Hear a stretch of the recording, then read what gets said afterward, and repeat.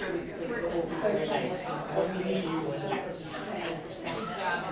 good to be that person. Skull. Yeah. All right. Good morning. Hey everyone. How are we doing?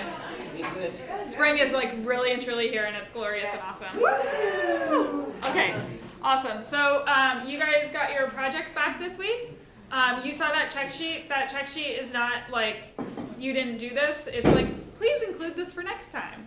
You know, so anything that you're missing on that, if you have any questions, and also if possible, it's really, really helpful for us when you turn in your second draft to turn in that check sheet too. You don't have to, but if you can set it aside and turn it back in, that's helpful for us, because then we know, like, you didn't have this, you have it done. You know, we don't kind of have to fine tooth comb the whole thing all over again, which is nice. So especially if you're working off of a physical copy where you got notes back and you're going to keep that first draft, a lot of times people just kind of stack it in the back. They kind of don't do that much with the first half. One of the most common things we saw missing was just a couple of sentences about why you care about light and what can go wrong when there's not the right light. That doesn't have to be a thesis. It has to be like a couple sentences, right? So that's pretty straightforward. Does everyone feel okay about that? Yes. Cool. They were really, really good overall. If you have questions or if you want to go in a different direction or anything like that, just reach out to me. We can talk about whatever's going on, but they were good overall. Cool. So a couple of quick announcements and kind of orientation to what we're doing today, because it's a little bit different. I did have a question about if we knew what plants would be at the Master Gardener plant sale on April 5th. We actually do. We keep a website. It's got the whole inventory on it if you're interested in that and a little bit about all the different plants. We do still need some volunteers for plant transport. And so please look on the internet, see if you can sign up for that. Plant transport is like literally what it sounds like. You're going to go to someone's house, get the plants, drive them here. You know, we have thousands of plants coming here. That takes a number of vehicles. So please check that out. We have public events coming up that you guys can start signing up for. Start thinking about some of that as you have time or capacity. And then the other thing today is just kind of that today is a little bit of a different schedule. So I'm going to tell you what we're doing. So for the first portion of this class, we're going to be hearing from Mitch. Mitch is awesome. He is our, I say area specialized agent, but you're like the state agent for this, right?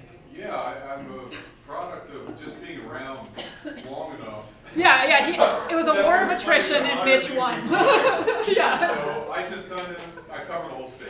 Yeah, we're really lucky. We have Mitch, and he covers the whole state for these sort of water quality and water management issues, and he's based out of Wake, which is awesome because it means we can con him into coming over here to talk about fun projects more than maybe other people can.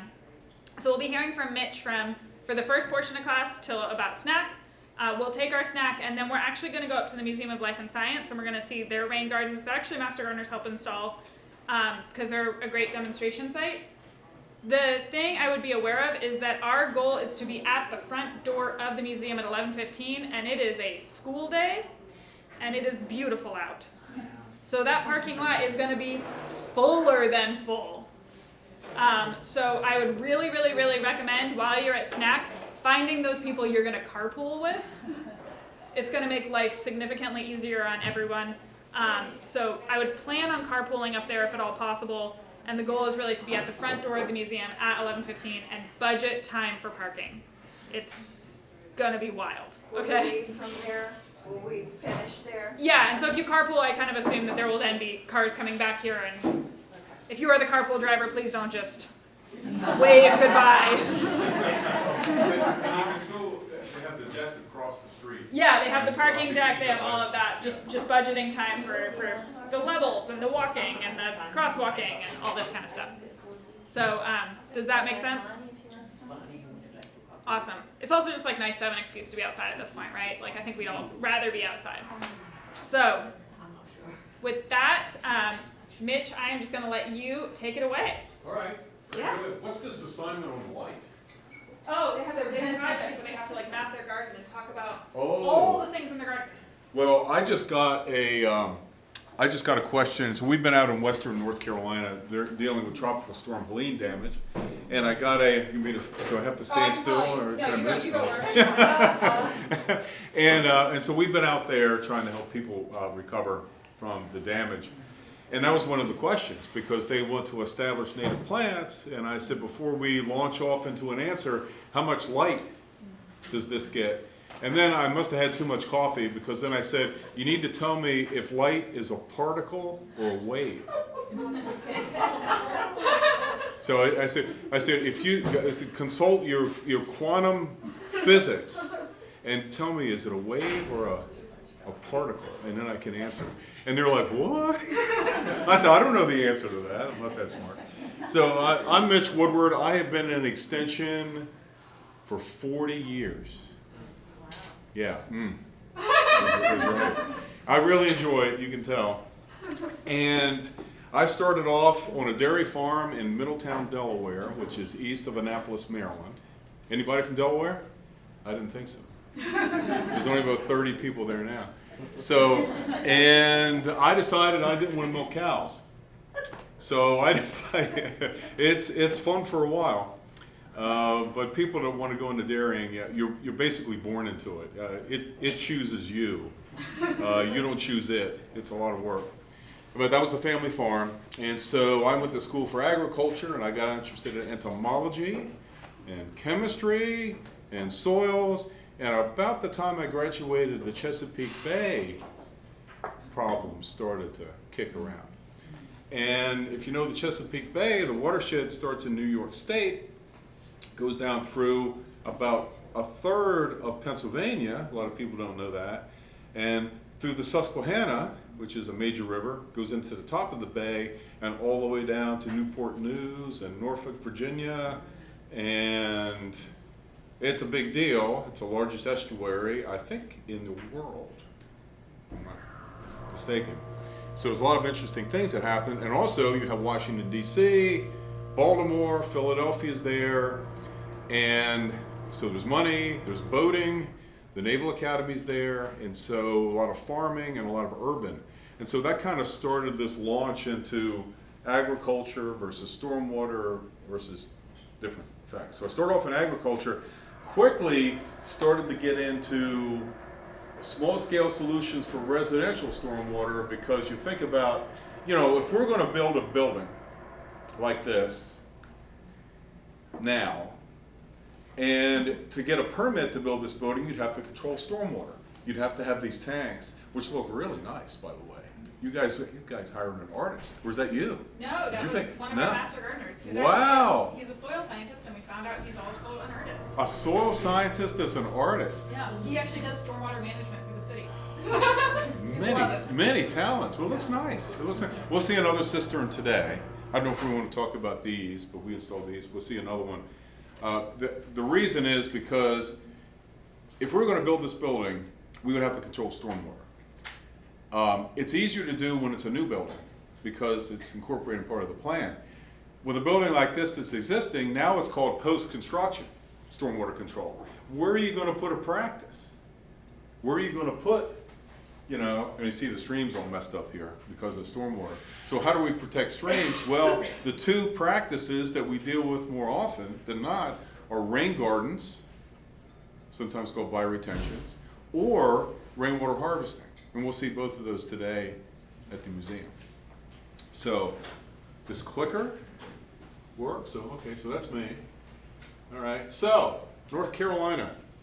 We have a lot of water-related tourism. In fact, it is a major source of income to the state. If you're making 30 now, that million, I think now we're up to probably somewhere around 3 to 4 billion. So it's increased. I need to update that. This comes from the Department of Commerce. If you've got even $1 billion of tourist money coming into an area, do you think you want to protect it? North Carolina, believe it or not, is in the top 5 in terms of tourism in the whole country. People like to go to the beach. I mean, it makes sense, right? People like to go to the beach. People like to go to the mountains. They like to hike out west. They're trying to draw more people into the Asheville, Western North Carolina area because it's really dependent on tourism. So go out there and help those folks if you can. A lot of damage, but they're recovering pretty well. About 300 people move into the state every day. Did you all know that? Every day. And a lot of them in the Triangle area. So more people means more rooftops, more schools, more roads, more parking lots, expanding roads. Everything seems to be under construction all the time. And sorry, my allergies are kicking today. I'm not sure what it is. So I'll drink some water here, but we will get through it. And so we're fourth in growth, in numeric growth, and 10th in percentage. You hear about people moving to Florida, people moving to Texas, North Carolina, South Carolina, Tennessee are right in there. People love the Southeast, the weather's nice, spring comes early, that's my allergies. And so, in all this impervious area, rooftop, parking lot, runoff, right? And so that means more runoff. So that's what's going on. So you see where we are. How much rain do we get here annually? 45 to 50 inches. This is in, of course, centimeters, right? So my son lives in Austin, Texas. So he's here. All right, maybe here. Austin. He used to live in Truckee, California, which is right here. Anybody been to Truckee? Yeah, it snows a lot. Right, he lived in Reno for a while. He's the traveler. Lived in Reno. They got about 3 inches of rain a year in Reno. It's crazy. Anybody make that drive from Salt Lake City to Reno? Has anybody done that drive? Have you? What was your impression of that drive? I've done it. High altitude desert. Yeah. You need to have a reliable vehicle because it takes a day to drive it, and it's Route 80. Check it out on Google Maps. You know how you can click and you can see? Basically, it's tumbleweeds and desert. It's a crazy drive. I would never do it at night. It looks kind of real scary. But you're out in the middle of nowhere, and there's not a whole lot of traffic. So it's really dry, and in here, they get 250 inches of snow a year. The year he moved out there, they got 450. So we have a lot of variability, including North Carolina, where we have 45 to 50 inches, and here in the rain shadow effect, and that's the moisture coming up from the Gulf with 2 names. So either Mexico or America, whatever your proclivity, and we get 90 inches around here, okay, because of that moisture that's coming up from the Gulf. What area is that? That is Brevard, Lake Toxaway, which isn't a very attractive name for a lake. You can look it up. I'm going to go swimming in Lake Toxaway.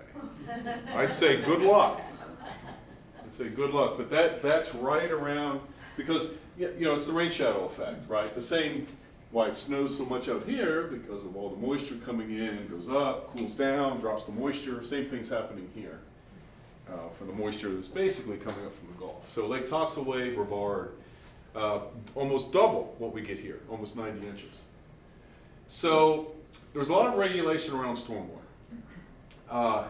Just for information, most of them, of these regulations are in the more urban areas, and then the coastal, which you see in green. So just realize there's a lot of effort going on here. NC State's involved because we're physically close to the regulators. Also, the students that graduate, they go work for the state agencies that set this policy. And so we're trying to have it science-based. So a lot of it makes sense, pretty progressive, a lot of water quality protection going on, which makes sense because our tourism industry really depends on clean water. And you'll see a lot of this. For a southeast state, it's a lot going on. So land use equals water quality, right? A very common sense. A lot of human activity going on. We have runoff and we have groundwater flow. All the groundwater and runoff from city streets eventually finds its way to a river, a creek, or where I'm from, a creek, and to a stream, and to a larger water body. So where does the water go that flows off this parking lot? Durham could be a little tricky because you're kind of at the top of the watershed. It could go to Jordan, which is Jordan Lake, which is Cary's water supply, and it's actually Cape Fear, the upper Cape Fear, where the Hall and the where the Hall meets, and then Jordan meets. Okay, that becomes the Cape Fear on down, part of the Cape Fear, and also the Noose, which has buffer regulations and protection regulations. So this goes into Ellerby Creek, and Ellerby Creek is one of the most urbanized and also polluted creeks. And where does that wind up? In Raleigh's drinking water supply, which is Falls Lake. So about 50% of Raleigh gets their drinking water, well, about 50% of that number right? Again, my allergies are like, I've got like this fog this morning. So about 50% of Raleigh residents depend upon Falls Lake for their drinking water. So it's a big deal. So post-development versus pre-development stormwater. Right? So if we look at this type of, and this would be just a pasture, a field, just a farm, not much construction going on. We get a lot of water infiltration, right? Very little runoff, a lot of evapotranspiration. Look over at post-urbanization, okay, which is what we'll have here. So this could be downtown Durham. So take a look at those two numbers. So instead of having 50% into the groundwater, now we have 50% running off. So this is stormwater. Why is stormwater a big deal? It's the #1 source of pollution in Wake County, in Durham County, and urbanized areas of North Carolina. #1 source of pollution. What's the #1 pollutant in North Carolina? Sediment. Sediment. Hog waste is part of it. What's interesting with hog waste is it contains a lot of zinc. And now they're finding that we have farms with elevated levels of zinc. And what crops can you grow that use zinc? None. So now we have high zinc levels that can cause toxicity. So we've got a whole new kind of thing. Yeah, sure. Yeah, feel free to ask questions, by the way, if something's unclear. That the arrow that's under the ground that's pointing to the right? This one or The other one. this one? Yeah, what does that arrow mean? Okay, so that represents either deep groundwater, recharge, Yeah. or just shallow groundwater that basically heads to a stream. So they've divided it. Of the 45 to 50 inches that actually get into the soil, half of it they figure, now this varies according to soil type. In sand, you would get more here. In clay, like we have here, Triassic Basin, really, hard, dense clays, it's going to be more shallow. And it's going to a stream. That's the point there. So, now, good question. Yeah. Briefly on that part going down, I understand something called a water table, below. What's that like in this area, and it's in the urban setting where we're at in the modern life? Have we diminished the water table to a dangerous level or anything like that? That does happen, sure, because if you're in a clay area, you're going to get less deep percolation, it's called. And in urban areas like this, because now, you see, we go from 25 to 5% with a lot more running off to the local stream in several days, you get a lot less groundwater recharge. And so in highly urbanized areas, the groundwater level could fall a lot. I'll show you another slide. And it makes sense too, because all the water that hits that used to percolate now and infiltrate runs off, and you don't get it down into the aquifer. And all of the bacteria that's associated with surface water gets treated in the soil. Now it all runs off, and so you have high bacterial loads that you'll see in surface water too, along with the nutrients, pet waste, chemicals, drippings from cars. It's not hitting down through the soil, which helps to filter it. Any other questions? So that gives you an idea. This is another pretty good slide that shows you flow rate. Now don't worry about cubic feet per second, but if you need to know how many gallons are in a cubic foot of water, 7.48. It's going to be on the test. So, and then time and hours. So we're going to draw a hydrograph, which is water moving across an area over time. So there we go, Durham circa 1610, right? And there we have the river, Ellerby or Cape Fear or whatever that is, happy little rain cloud. And so if we're going to draw a line here that's going to represent flow off the land into that creek, what would you expect that to look like? Is it going to be a lot of water or is it going to be very little? A lot. Well, remember the previous slide, right? Remember the previous slide, because this is pre-development, it's going into the ground. So there's our curve. So low and drawn out, stretched out. So if you're really good at math, you could calculate the area under that curve, and you could figure out cubic feet flowing into a certain area here. And you could say this is a great use of land because it's holding the soil, lots of roots there, and the stream is clean because it's protected with all this buffer area and native plants. So now, so we can't have this. We need to build a new mall. And so now we've got the 30-acre big box with the 130-acre parking lot, right? So now what's our hydrograph going to look like? This is Stormwater 101, which is pretty cool. Pretty cool stuff. This is why things happen, right? So what's our hydrograph going to look like now? Yeah, more runoff arriving faster. So there's the basis of stormwater right there. So now you can go to sleep, right? You've got, the rest of the talk is based on this. So this is called the peak, this is peak flow. So if it rains, same rainstorm, pervious area looks like this, we need to knock this peak off. How do we knock that peak down to this level? Can we ever get there with stormwater practices? No, we can't quite get there. It's just not a perfect system. We can really maybe get there 90, 80, 75% of the way, which is better than nothing, right? Because there's political pressures too. You say, well, why don't we just protect natural areas? Well, land's worth a lot of money here, and developers contribute to political campaigns, and houses get built, and people come in, there's a lot of money to be made. So you've got all these influences, right, in watersheds. So lost in suburbia, I love that slide.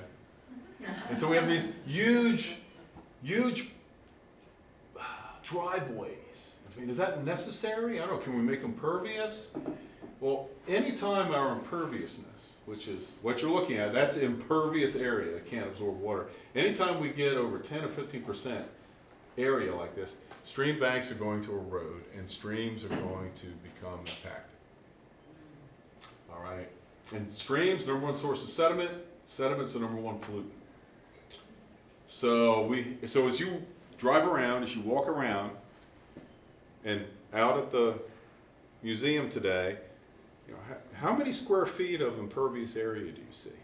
Because every square foot of impervious area contributes more than half a gallon runoff in a 1-inch rain. I'll repeat that as we go. So that's what damages streams. So we're out trying to help this poor guy. His house is over here, and they built a development uphill. This is in Wake Forest. And now it's eating out the bank. You know why it's eating out the bank? What's this? Land cover, ground cover. It's grass. How deep are grass roots? Like here? Right? You can almost see it. Right? On the other side, you know what it is? You can't see it. It's a thicket of native plants, deep-rooted, native trees. We have some willows over there, some silky dogwoods. There's some brush, maybe some kudzu, the plant that ate the South. Anybody see? That's a good book. What about this? What's that? a junkus, a rush. They're awesome down along the edge. So we need to make this side look like that side. But we've got a vertical bank here we need to deal with. So we teach stream bank repair. I'll get into this a little bit. So just remember the 10 or 15% impervious, the stream banks are going to get damaged. And that's where all the sediment comes from. So property loss, flooding. You know, everybody tries to grow grass in the shade. Have you seen that? I tell people, you know, you go out and you look at a site, and there's trees everywhere, and they're trying to grow turf grass. So what do you tell people that are trying to grow grass in the shade? Yeah, don't do it, right? It's impossible long term. You might get away with it a while, but it constantly kind of declines. And does grass hold stream banks really well? Does turf grass hold stream banks? Not too well. This time of year, you know what kills us more than anything is the Masters golf tournament in Augusta. People see that? I'm not much of a golfer. I do it for recreation. I'm terrible. But, boy, you look at the Masters, and it's fun to watch. It's beautiful. Is that sustainable? Is that a sustainable landscape? How do they do that? They've got a pile of money, right? And they have probably hundreds or thousands of people that help to maintain that. So what would you do on this stream? What's going to happen on this stream? If the stormwater flows, this is down from cul-de-sac and Cary, what's going to happen? You're going to get eroded stream banks. So what would you do? What would you do? Maybe a no-mow zone loaded up with native plants, silky willow, silky dogwood, in dry areas, sunny areas, maybe panicum, right? Switchgrass, gamma grass. So lots you can do there, but you're going to wind up with this problem here. Those are some engineers we hired to take a look at this ditch by this house. And that's what happens. Flooding's an issue. Notice that this house is for sale. We are actually trying to teach realtors. Any realtors here? Anybody realtors? We have an event with the Raleigh Wake County Board of Realtors where we're going to do a stormwater training. Well, it's a good thing. I know that because everybody's kind of made this mistake or know somebody that's done it. Buy that lowest house in the neighborhood. I've done that. I got a deal. I couldn't resist it. my proclivity to get a deal overwhelmed my stormwater sense, and I had issues forever. And 80% of the calls I get that are the most frustrating are the ones where it's the lowest house in the neighborhood. So I just advise people, look, you can figure this out. Floodplains are constantly being redrawn, and you can go in and you can look this information up. This is during Floyd. And the funny story here is, this is Kinston. They had a little animal sanctuary, and inside the sanctuary, they got flooded during Floyd. I'm not sure why they had this animal, but it was a Cayman crocodile. It was a little one, but it's a crocodile. It got out. It swam out of its little cage and was never to be found. So I picture this thing being like 38 feet long, right? And it's down there somewhere. I guess, I don't know if it would survive. Maybe not, because we do get alligators down that way occasionally.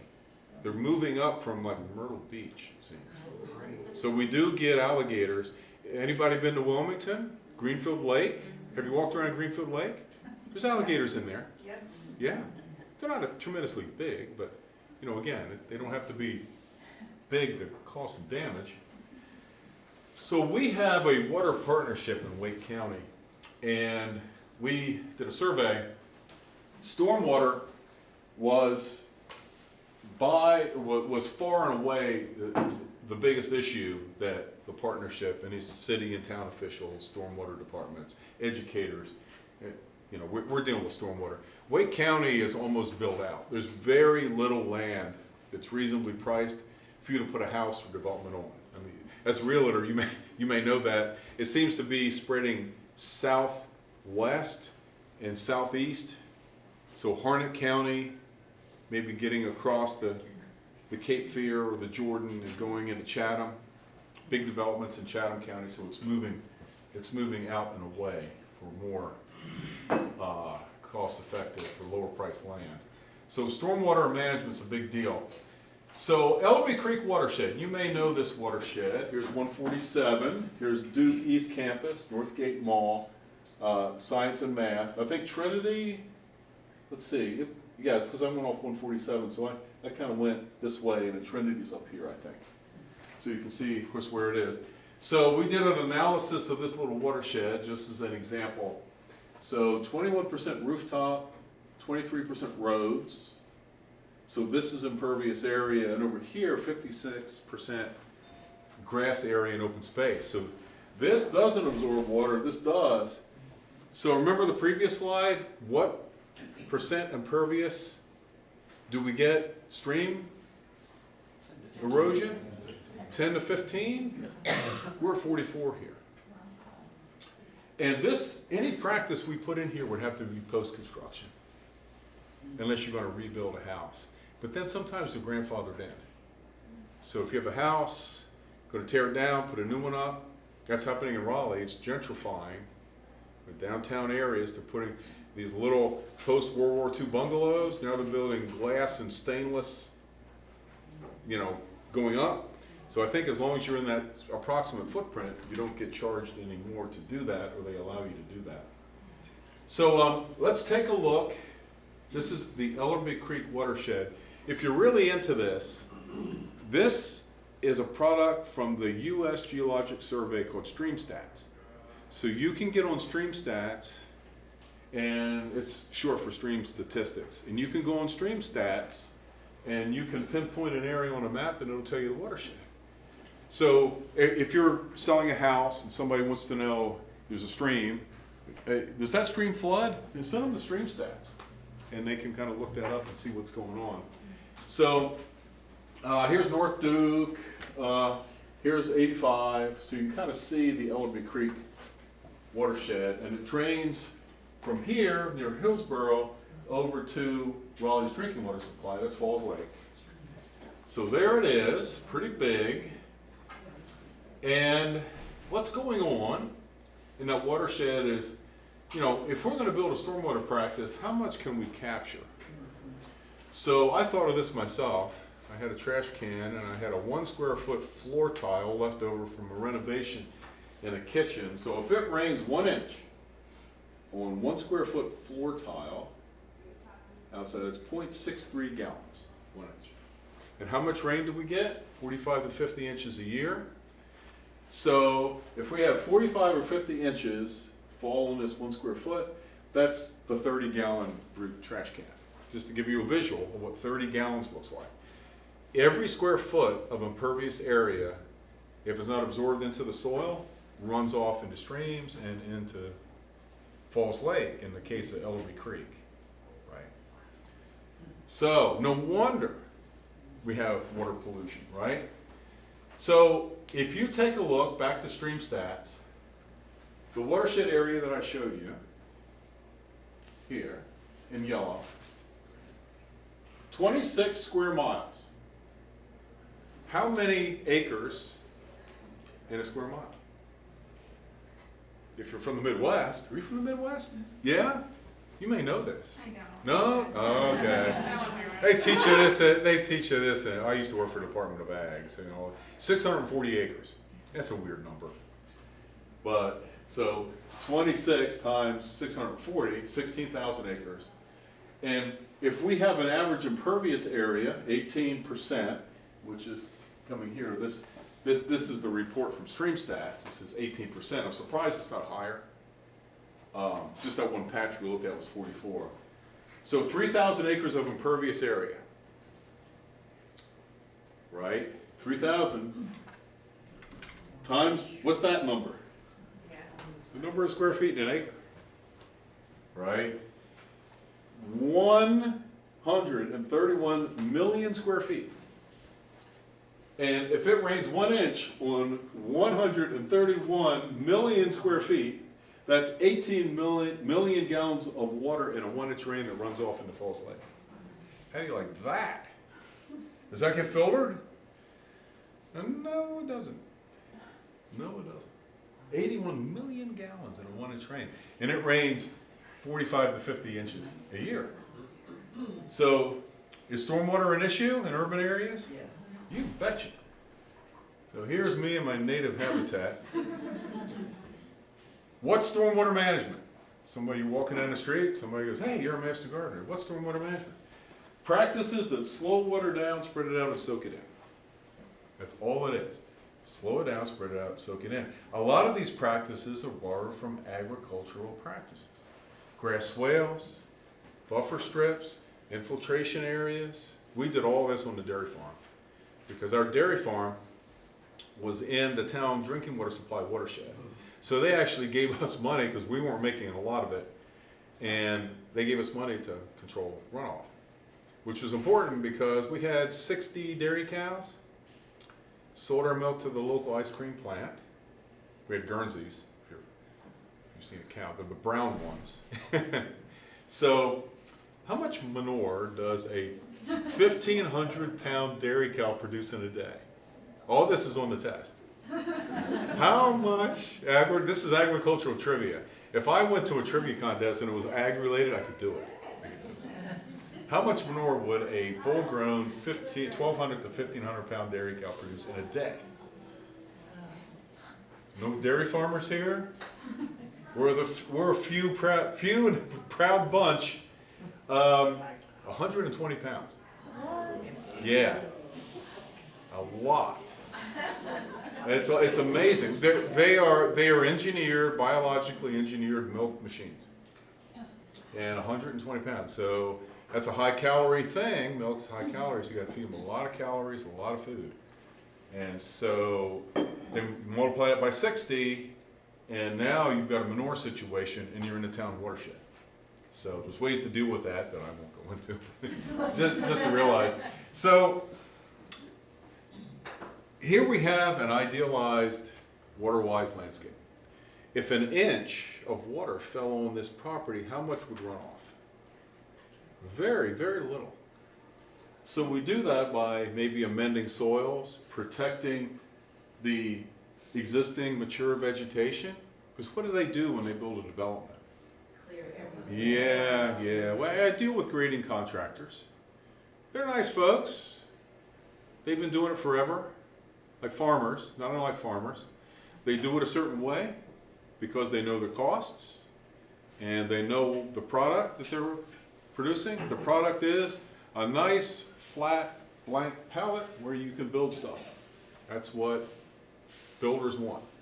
So they mow down all the trees. What if we did a conservation development and we kept the mature vegetation?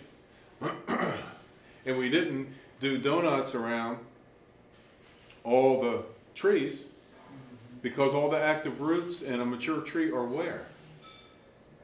In the upper foot. 18 inches, foot, 6 inches. All those roots, everybody thinks, yeah, deep. No, a lot of the active roots are in the upper layer. If you get a 30-ton piece of equipment and you're doing donuts around it and you're moving soil, what's going to happen? You're going to compact the soil or you're going to kill it. And you see that a lot. So conserve vegetation, permeable pavement, a vegetated swale, which is basically a ditch with native plants that you can mow and kind of take care of. Rainwater harvesting and irrigation, we'll see rainwater harvesting systems. A rain garden. So what do you think? Have you seen examples of this? As master gardeners, you'd probably love to have a place like this. This would be cool, right? This would be kind of neat. The problem is you have people that, we're a push-button society, right? COVID really exacerbated this, I think, to some, call them up, get on the, click on, I want that new pair of shoes, click, it's at your door the next day. This takes time and effort, right? So it's not push-button. But that's part of the goal, right? Get outside, love plants. As master gardeners, you're all plant lovers, so this is ideal because most of this is like bioengineering. You need to know plants. So what could be done? Well, extension and master gardeners. We love master gardeners because they help us with all this. We train professionals, we train landscapers, homeowners in practices that help, like rain gardens, stream restoration. and cisterns, rainwater harvesting. We do certifications, and we'll do a little stream restoration. I'll talk a little bit about these. So we're involved in green stormwater infrastructure, and these are some of the things that are going on. Here's pervious pavement, here's a rain garden on NC State campus, here's a wetland out at the Museum of Art in Raleigh near the fairgrounds. And this is at Nash Community College. We're putting in rainwater harvesters to help to control stormwater. So that's what all of this looks like. So if you're interested in doing a deep dive and learning more, green stormwater infrastructure is what this is all called. Or if you're interested in stormwater management, this, pervious pavement, that would be called a stormwater control measure, an SCM.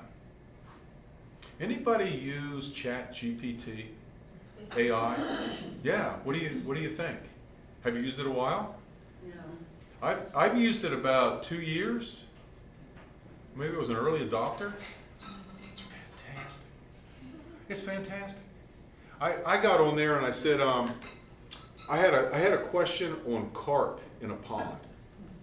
People think I know about fish because they see water. So obviously I'm a fish guy, right? I'm not a fish guy. I couldn't get a hold of our fish guy, so I went on ChatGPT. It's artificial intelligence. And what it does is, for those of you unfamiliar, it just crawls around the web and looks for answers. So the more specific you can ask a question, I mean, Google, I guess, will do the same thing, or you name, there's a lot of these. So I said, in North Carolina, when is the best time to stock carp for control of aquatic weeds? It wrote like a dissertation. And I picked the 3 or 4 things out. I sent it to our fish specialist because he wasn't available, and I sent it to the landowner, and I said they need to be stocked during this time when the water temperature is over 50 degrees. And it wasn't quite there yet. I said, I will wait a few weeks. And I sent it to the fish guy just to cover myself. Another more interesting thing I did was I said, write a letter of resignation. Not that I was going to do that, but it's the first thing that popped into my mind. I don't know why. Write a 1-page letter of resignation incorporating lyrics from Frank Zappa and the Mothers of Invention. Anybody know Frank Zappa? Yeah?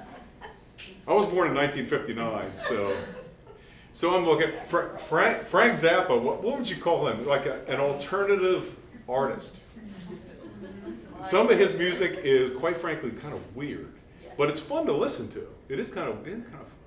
He wrote one song about dental floss, which is kind of funny. So anyway, I digress. It did a fantastic job. It wrote a very professional letter of resignation, but it incorporated those weird lyrics in it, and so I never would send that. But it was kind of fun.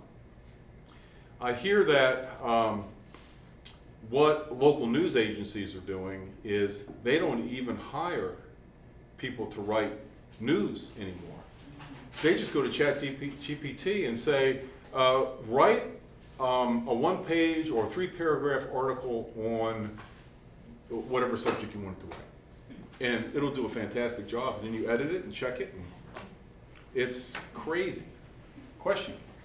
So it's related, but like just something swirling in my head. If residentially people collect their rainwater to like offset stormwater drainage, Right. why does the city or some like civic entities limit people from doing that? They don't do that here so much. There's some places where you can't collect rainwater. Right, because they consider it waters of the state. Here, we have plenty of water. Here.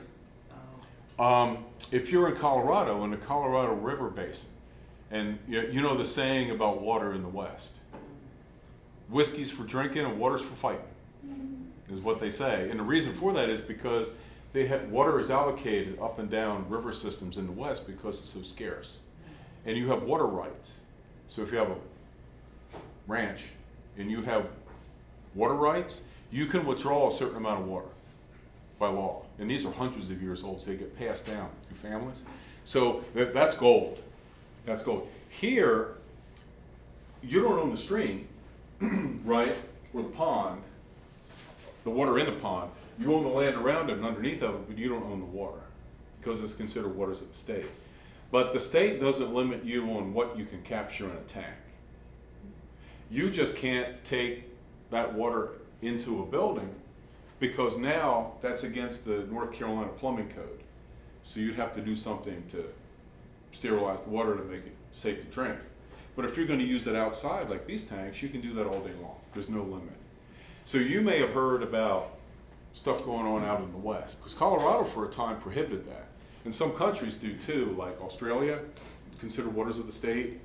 Bermuda, you have to have a water harvester because they don't want you to use up all the groundwater under that. It's a rock in the middle of the Atlantic Ocean because of saltwater intrusion.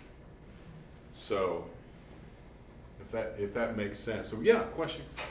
So, I don't know if it's because I'm me, but I'm really struggling with the idea that like we have this information, and like, so I'm basically from North Carolina, and most of the houses like that I grew up with look like the house model you saw with like a rainwater area in a neighborhood that has a thing, but then like when the townhomes came and like other houses where they're like right beside each other, and then you know more of the bigger complexes, like even as a kid we were like, how does that work with the area and environment because of rain, and then now we have more flooding. Is there like a department as far as like city expansion and planning that also takes rainwater management into account? Like, is there somebody looking at this for like? They should. Good question. They should. Your planning department, planning and zoning typically, and Durham, for example, has a stormwater department. But like, do they take that into account as they're expanding an area versus just like one contractor thinking, okay, I want to like do grading a certain way? Like, is there like, okay, guys, you can't have this many like within zoning and stuff? They do. If you're going to build like that, you'd have to submit a plan to planning and zoning or the permitting department. They would look at it. If you got approved, stormwater management would be part of that.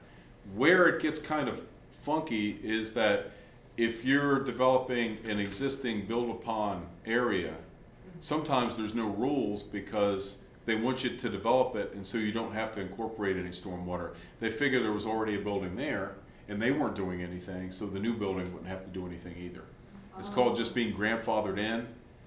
So you'll see that, but they should be doing that. So they can put up buildings within like developed areas, you're saying, without having and get approval for those things without having a stormwater plan. Yeah, that would be a good question for planning and zoning, because if there was an existing structure there, they may not have to do anything. Right, yeah. Question?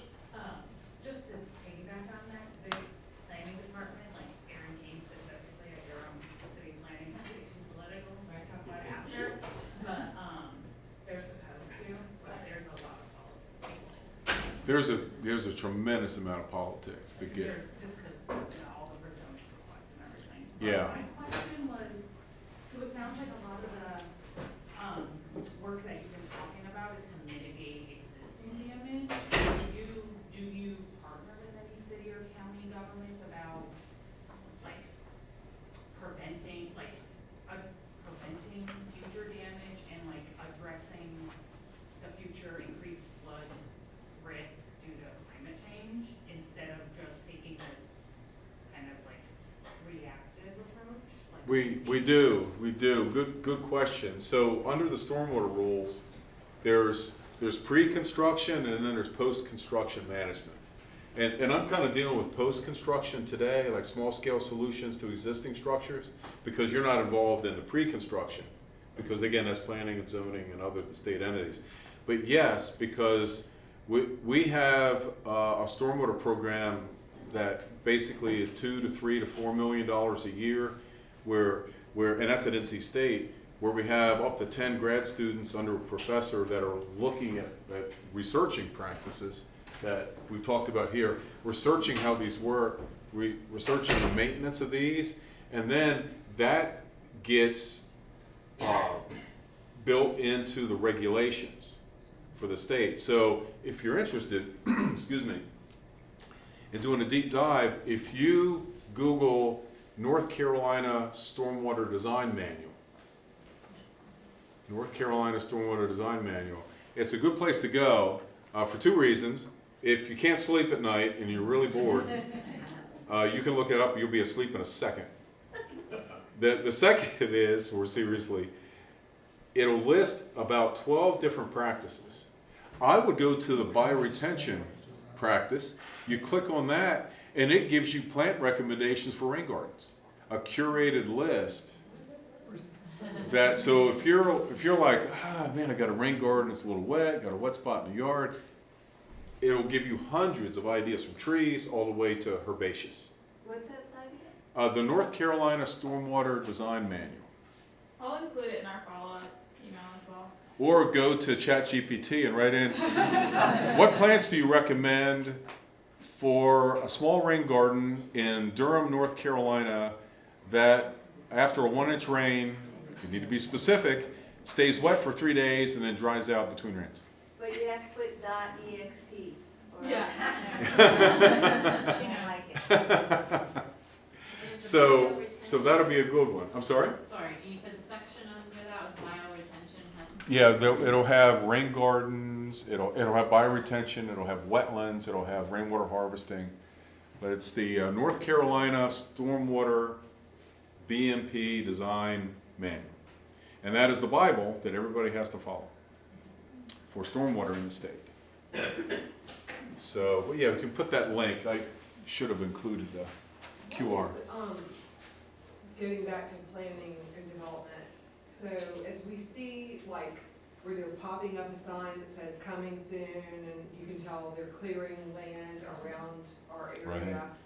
And if we wanted to get involved, like in those initial meetings, because they have community involvement and they ask for input, sometimes they just disregard it, but what would be one thing, one simple thing that you could try as a homeowner to advocate for that a builder developer really couldn't put too much of an obstacle against, because it would be, you know, relatively inexpensive, or, you know, makes logical sense?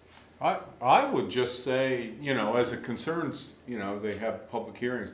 I would just say, as a concerned citizen that really thinks North Carolina should really protect drinking water quality, say drinking water quality, because everybody's interested in clean water, right? I'm a concerned citizen. I want to protect drinking water quality. Can you detail for us what type of stormwater control measures you have here? What is your plan? How much, what is the, or you want to really blow them away, ask them what the design storm is. What's your design storm off this property? It's probably going to be 1-inch rain capture. You know why I mentioned 1-inch rain? It's very convenient. You can remember it. But if I wanted to capture 85% of the rainfall in a year that fell on this building and put it into a bioretention or a rainwater harvester, I would design it to be 1 inch, a 1-inch capture. In other words, 0.623 gallons per 1 square foot. I'll capture 85% of the storms in a 1-inch, if I use the 1-inch design storm. In other words, probably didn't explain that well. But the design storm in this area is 1 inch. On the coast, it's 1.5. Yeah. Since we're talking about policies and planning in our Durham area, Durham has, with the UDO, they're currently working through. Unified Development Ordinance. Exactly, so a lot of these things are part of that. I recently went to a city council meeting for another reason, and people like write in and have like a 3-minute time to zoom into city council and talk about their issues. So this is a great way as master gardeners, as people who are concerned about stormwater development, like there's so many different things, but our government is here for us. We can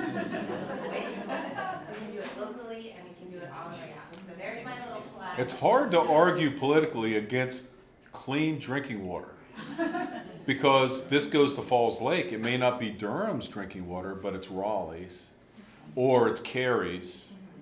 but it affects us as well, even wells, even if you're on a well, it affects it. So I really make a play for clean drinking water. Did you have a question? Well, just a comment, a couple of things is, you were saying about what can you do. I don't know if this is right, but what I do know is a lot of the homeowners associations, that are, they don't spend enough time on encouraging homeowners to use impervious surface as driveways and also get rid of the grass. Because, you know, the grass, we got rid of all of the grass at the front of our house, and the homeowners association complained. Yeah. We have that a lot. Which is ridiculous, because obviously you're using more water to try and keep the grass green, and so that was kind of counterproductive. But unfortunately we're at the bottom of the hill, and so we do have all sorts of problems. A lot of people are unaware of the advantages of creating an infiltration area, and they look back at a community standard like, you know, where it comes from is there's always the bad house. The grass is 3 feet tall. There's, you know, the shingles are hanging off. It hadn't been painted in 10 years, and the roof needs to be replaced. And that's kind of falling into the same kind of ill repair. I heard a great Southern joke. It was, how do you know if you're a redneck?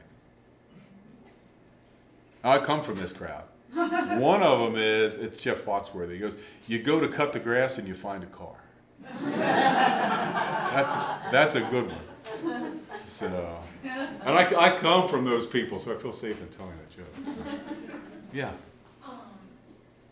One thing about the homeowners association specifically, I think it was Maryland maybe that passed, like for homeowners association, there's work being done to push like native plants and things, and that's like hopefully will spread to other states. So if you do live in a homeowners association, there's like a, what do you call it, like a pre-existing thing that people build over that. And then also you can go to planning committee meetings, which is before things come up before Yeah, city can do it council. there, yeah. That if you wanna like advocate for specific things for zoning, like we really green stormwater infrastructure, whatever, like that's a good.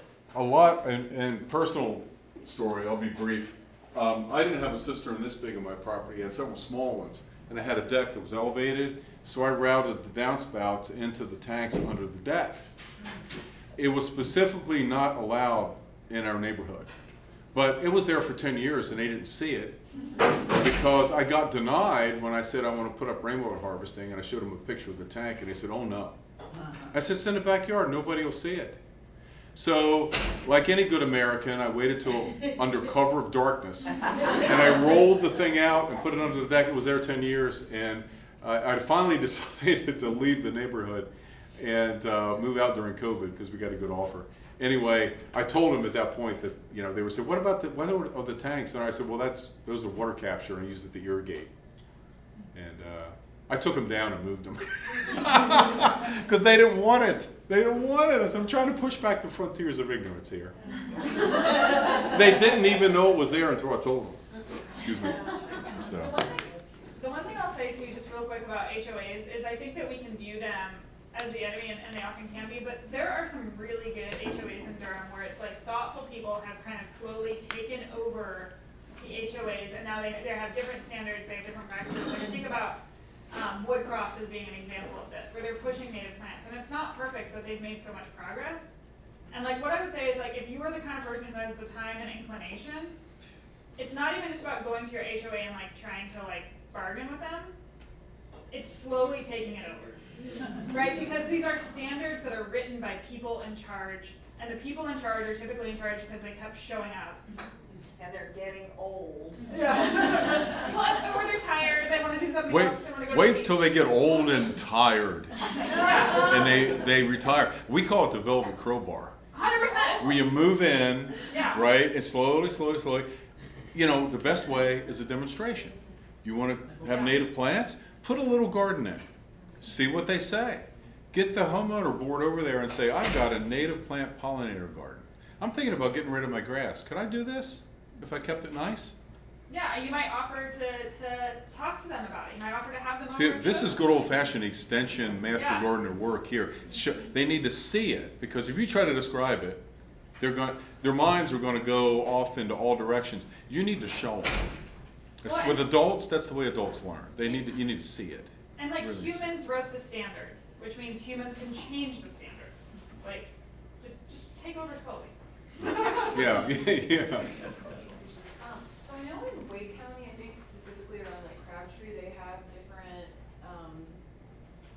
it's not like a credit, but basically, I know that it's like if we were to put in cisterns or like create water. Oh, the stormwater utility. Okay, so whatever Yeah. goes under, like in Wake County, in certain areas, whoever, the government would give you 75% of what you spent. Yes, that is a stormwater utility. And- Durham has one. Can you get money? So through Durham, Soil and Water, they have a citizen conservation program, and like these cisterns were paid for with cost share, where they paid for the majority of that. And what they're looking for is they're looking for residential or small scale areas where the water is directly connected to go straight to stormwater, right? So you have gutters hooked up and you go straight underground, or you have some sort of system that's like what they consider not desirable, and they'll come out and do that assessment.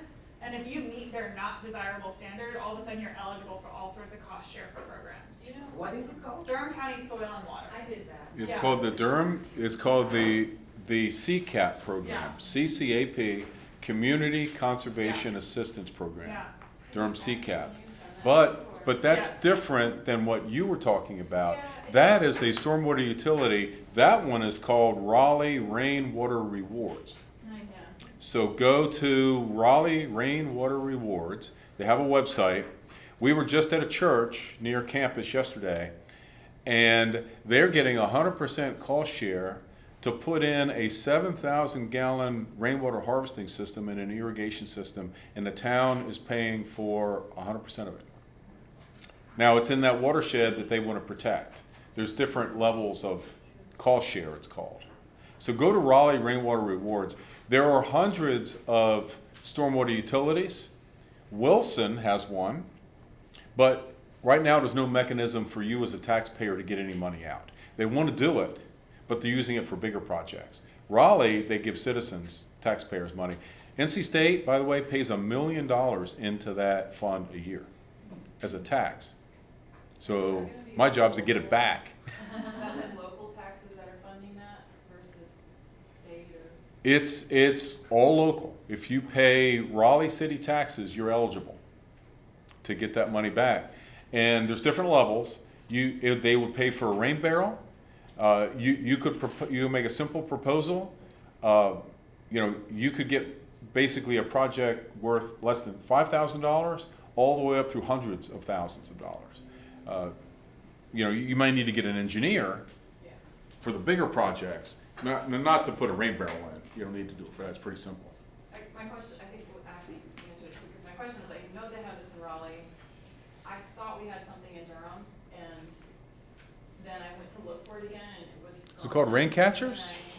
I don't know, I contacted. It might be someone, rain and catchers. I was like, hey, you guys used to have this program, like, I swear to God, I saw it, and they're like, we've never heard of this. So there's a person named Laura Webb Smith, if she's still here, and she ran the Durham Rain Catchers, which I thought was a great name too. They have all these kind of names. Ask Laura Webb Smith. I think she's with planning or stormwater, and ask her about rain catchers. Maybe it met its demise. I don't know. It's hard to tell. It's hard to tell. Okay, good discussion. So native plants have benefits. Hold the soil in place. I'm gonna accelerate. I have till 10:30. All right, I'm gonna put it in high gear here. So soil, of course, needs to be held in place. Stream bank erosion, important source of sediment. The problem is it's kind of aesthetics, right? You saw the stream before with just the grass. This is actually a really nice stream buffer. But guess what? It doesn't look like the Masters, so nobody likes it. But it's holding the soil. So when somebody says, there's a snake in there, I noticed a snake. Well, so don't go in there. Don't bother that snake. Don't bother, So everybody know what a riparian buffer is? They're protected in North Carolina. Thank you for speaking up, because I just gloss over. So in the Neuse River Basin, 50 feet on every side of the stream at water's edge is protected. Every watershed could be different. It's a very good practice because these roots extend into the soil, they hold the soil. We want natives here. It's better than the grass. And there's a building setback for a reason, because flooding, but we want a protected, it's called a vegetated buffer. We had a lady on the town council we were trying to educate. She called him a vegetarian buffet. And she must have been hungry. And we said, no, it's close. It's close. We want vegetative buffers. Stems and roots. See, there's your fescue. Boop. Not much. So what are these? Gamma grass, India grass, Panicum variegatum, switchgrass, right? So that's what we want. Plus perennials, Virginia sweetspire, black-eyed Susan, like my grandfather used to say on the farm, they grow in a billiard ball, pretty much. So here we are at a stream in North Carolina. Post-Helene, it was a little meandering stream. Now it's almost taking out their septic system for the church, and we're trying to figure out how we can talk them into it because they want to see the stream. And I said, the stream is coming to see you. And so we need to I would load this up with native woody vegetation. Speaking of which, these are live stakes. Silky willow, silky dogwood, elderberry. You can buy these. Aren't they pretty? This is how I store them in my ditch. I just throw them in there, January, February, and we insert these 3/4 of the way into the soil, and they will grow a shrub. A multi-stem shrub. So look up live stakes. Are these the ones that you can weave? Yeah, you could do that. They have whips that are longer. These are only 2 feet long. This is just one stream bank repair technique. I'll give you a website you can visit if you're interested in this. But this is a live staking plant establishment technique, and they will grow from that. But this is what we do. We've got some stream. These are the whips you can see here. And we're inserting those and using some coir matting to fix like a little blowout. This is during a workshop that we had. You know about exotics and invasives, and so we try to keep those out as much as we can. And I won't go through that. Here's one practice, because I assume you all know about that and have learned about that. Downspout disconnection could be very easy. You don't have to build anything. You just disconnect the downspout from the street and allow it to flow across your yard. It doesn't cost anything. People don't do it because, there's a wet spot in the yard, and now I can't mow the grass. And so we looked at this in Durham at several spots. And is this a good practice? Sure. So instead of taking this right to the street, and there are parts of Durham that have this, you even see the holes in the curbs. Have you seen the holes in curbs and gutters? Right? It's coming from downspouts from houses. So they allowed that at that time. I don't know if they allow it now. It's discouraged. But this is a good thing. Healthy grass, lots of infiltration area, right? It's just a little wet. You won't have to mow the grass. Just don't do it after 3 or 4 days. What's this? This is over at the Hub Farm. Anybody been to the Hub up here, north of here? That is a grassy swale. Captures water off I think that's the library, parking lot in this big building. Slowly meanders down to the pond on the Hub Farm, down low by the woods. Fantastic practice. And this is great because they can mow it. You could also fill this up with native plants. So fantastic process. So again, slowing the water down, allowing it to soak in and spread it out. So connected downspouts. These are going to the creek directly or going to a driveway. That might be a good spot to maybe manage it like this, where we send it out across a grassy area. It's raining that day. So the water flows off here, goes across. And the stream is back here. So there's ways to do this. Get creative. This is what we want to avoid. The pipes from the downspouts right to the creek, because there is no treatment there. And look at the creek. Sediment. So this is commonly what we see. We want to hold it back. Now we're kind of working against landscapers and working as homeowners, because they have been taught that we need to get the water off the property to grow this green grass. We're gonna load it up with fertilizer, and you'll see it, you'll see it. Have you met Kelsey Sosa in our office? She's trying to start the yardstick, the Carolina yardstick program. And so we're having a meeting this Friday. So what's your audience? How are you going to convince people that, you know, you get 36 points for your yard and you have a water-wise landscape? How do we market this? Those landscapers have a great influence. They see us once a year, they see them like every week, right? So it can be as simple as protecting an area, just leaving native vegetation, like that kind of stylized graphic that I showed you. So instead of mowing this down, there's a house over here, send it into this area. So it floods for a couple days, and then as the rain stops, it goes down, sending it into the ground instead of into the creek. Very simple. It's not going to the creek. They just protected this area. A lot of people say, oh, I don't like all these trees in my front yard. I want like a vast expanse of grass. Well, it's working well. So there's a way to do it. Rainwater harvesting, we'll see this today. These are some practices from a barrel, 60 or 80 gallons to a 510-gallon tank with a filter. Some of the things you need to consider, you know, is it in view of the neighbors? That's what I ran into. So that's why I resorted to subterfuge. But it was great. I mean, I learned a lot doing it. What's the tank size? 1 gallon in the tank for every square foot running to it. That's easy to remember. And if it rains an inch and a half on 1 square foot, that's about a gallon. The other example is 1 inch would be 0.623 gallons, but 1.5 inches is a gallon. So we oversized them a bit. Ease of maintenance is pretty easy. You know, clean out the filter, gets loaded with leaves, acorns, use the water, otherwise it kind of turns into this algae farm, which you probably don't want. So basically 50 to 600 gallons. This one's in Winston-Salem.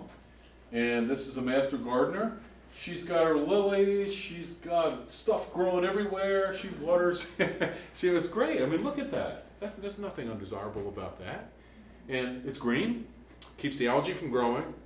And if somebody said, you could see it from the street, and they said, you know, if somebody said, well, I don't really like it, throw like some chicken wire over top of it and have like a vine grow up over it, right? Like a Carolina creeper, or what's a good vine that would grow up that? I don't know.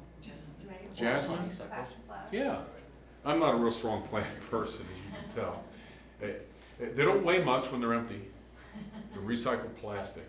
You want a dark green or a black so you don't grow algae. And this is from Agri-Supply. I got an Agri-Supply. Tank Depot also has them. And this is part of, back in the day, this is in Durham. Yeah, that's Ellerby. I'm sorry? Is that Ellerby? Ellerby, Yeah. yes, yes. I live in Ellerby. Okay, you've seen these? They're still there? I have one. Oh, you have one, so you were part of the program when these were put in Yes. by the rain catchers. But you know, the thing that makes so much sense to me with your talk is the fact that Northgate Mall, which is Waltown, which is where I live and whatever, they've been fighting the people trying to rebuild it because of Ellerby. And I was just like, let them build so my house can go up. And I'm like, oh, now I know better. You know, so. Are they still using? I still use it, and most of my neighbors still use it. There was a garden, there was a vacant lot next, you can kind of see, and they were using it to irrigate. These are expensive. They're more expensive than these. Yeah. But they're easy to install because all you do is cut the downspout and the filter's in the top. Exactly. Right, so these are about $200, $300. My questions to you about Ellerby, I know the offices still exist. What do they do now? The why Ellerby are they Creek there? Watershed Association? Yes. You know, since Chris Dreps retired, I have not had a lot of communication with them. that we would cooperate on doing educational programs.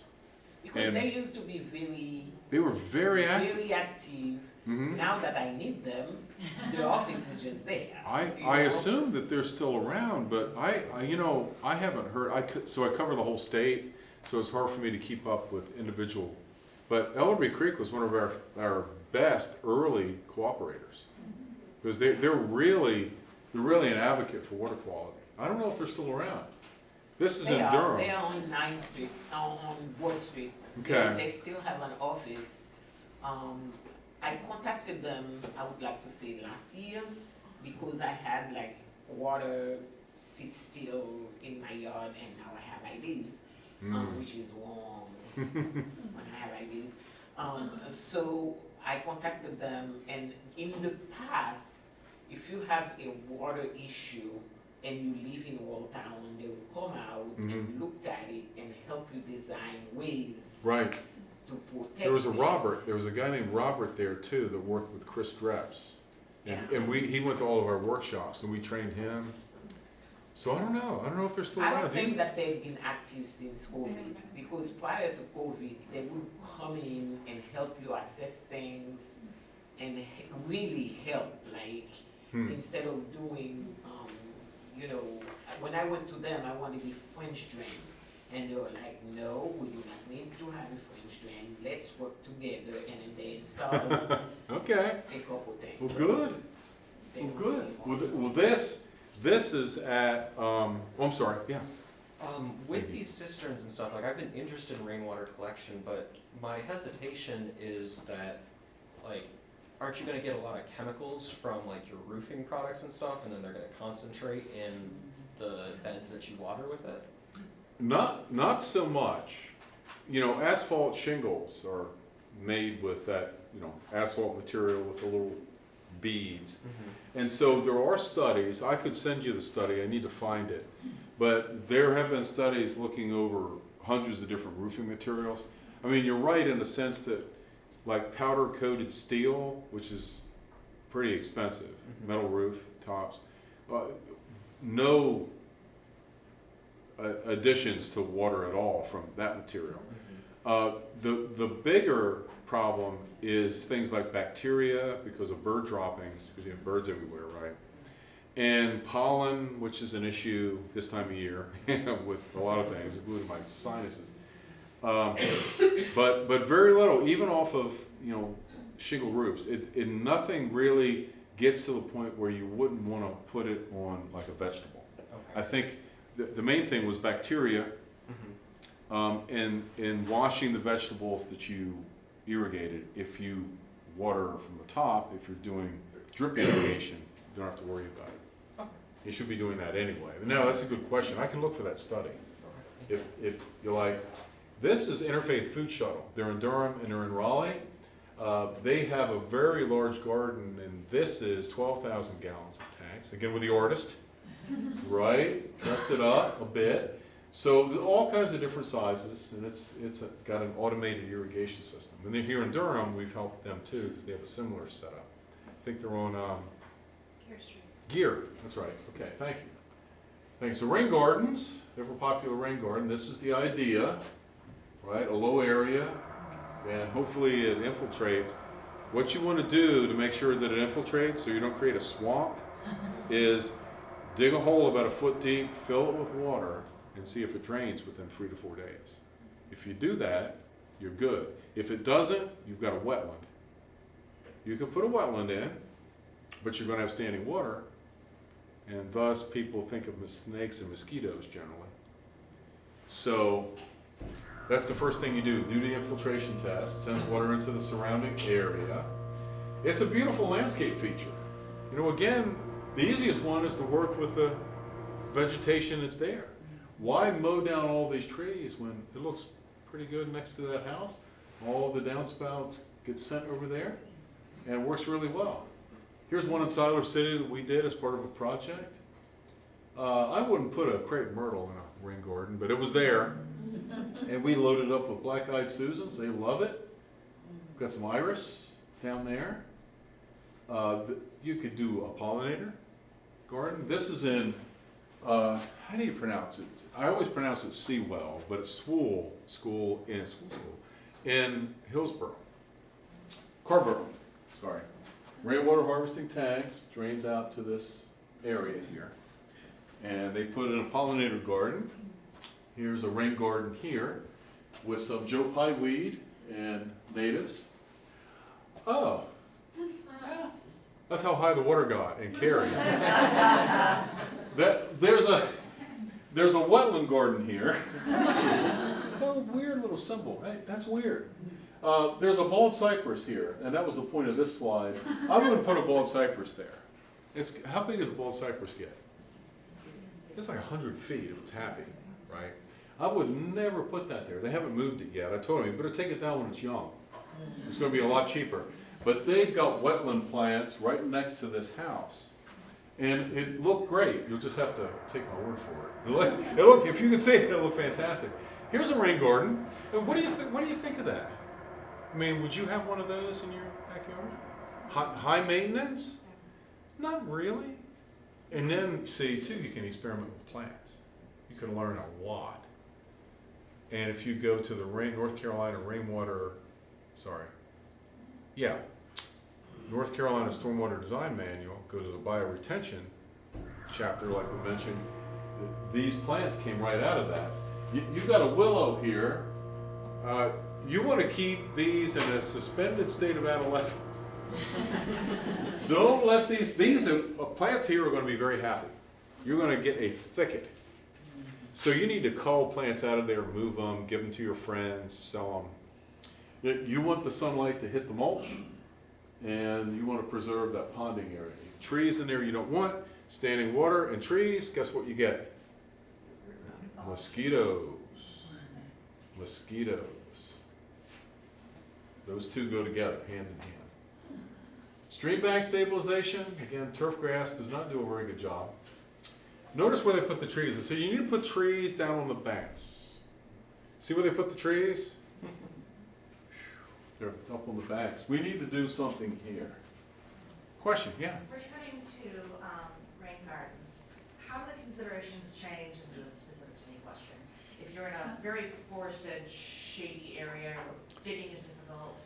Yeah, you're going to have tree roots, and there's not very many plants that like shade and wet feet. Right. You're very, very limited. Maybe, I don't know, would rush work? Would rush, maybe? Yeah. You may be limited to just juncus, which is fine. I've seen really good just rush. But that's the problem. You don't want to compromise your existing mature trees by digging around with a track hoe, because you're going to kill your roots. So I'd be really cautious. These are best out in full sun, or at least 50-50 sunshade. You're going to have a broad variety of plants. Like, it's open sky here, but it's wooded, so we've got, over this way. So that one works. So what happened here? I think somebody saw a snake. This happens all the time. And then what do? Round up it. Round up, right? Round up the banks. Now, what little grass is there is gone. And now it's eroding. So what would you do? What would you do here? Plant some lights. Yeah, like a no-mow zone. Maybe the cheapest thing might be to just say, let's put up some signage and just not mow it. Let's see what happens. Maybe plant some trees. How about the live stake idea? Plant some live stakes down there. Virginia sweetspire, Rudbeckia, as budget, allows. And I would create a wooded buffer. Maybe 10 feet. Now we have competing land interests, right? Because we have like a park, school, they want to see the creek. I don't know why. But we need to get some native woody plants in there. Virginia sweetspire is an awesome plant for something like this. It would do really well. And they're not that expensive. You could load it up, right? So this is our Wake Forest problem that you saw before, that area. Is this the answer? Is that concrete? That is concrete. No. This is like, I call this the mini LA River. That sometime, when they developed this property, they were allowed to put this in. It's ridiculous. You know where this is? Knoxville, Tennessee. It's in Tennessee. So it's like the Wild West in stormwater. They're not quite where we are. They're getting there. This is like pillowcrete. They're little dollops of concrete adhered to a nylon, heavy-duty nylon carpet. And I think there's a machine that rolls this out, but it's only on one side. So what's going to happen? You can see what happened to their bridge. It got displaced in the flood because this is downhill from this. So it comes out of here like a cannon, and it floated their bridge. And we're like, why don't we load this up with native plants? Well, the homeowner doesn't want them, and they want to see the river. And again, we're going to say, you're going to see it. You will see it. So this is what we do. This is coconut fiber matting. We put live stakes in it at the bottom where it's wet. At the top, we'll put in, and juncus down at the bottom. At the top, we'll put in native grasses, switchgrass, where it's a little drier and sunnier. Live stakes again, and whips, and tools of the trade. This is coconut fiber. And I'm still waiting for some enterprising entrepreneur in North Carolina. We have a growing industrial hemp market. I think it's still growing. Why couldn't we make hemp blankets like this? I don't know what kind of machine makes this. It's probably expensive, I would guess. But hardwood stakes, sledgehammers, pretty low tech. We fixed this bank that was eroding and loaded it up with coir, put our live stakes within the coir, right? You can hammer them in, you can drill them in. Sometimes if it's muddy after rain, you just stick them in. This is my ditch. I live in Harnett County, halfway to Fayetteville. And that's my ditch. We're in the land of ditches. We're on the edge of the sandhills. So we get clay, but we get sandhills that's flatter. It's not quite Moore County, because that's where the sand is. Of course, Pinehurst, right? So we have ditches. We can do that there, 3/4 of the way in. And there's a fix.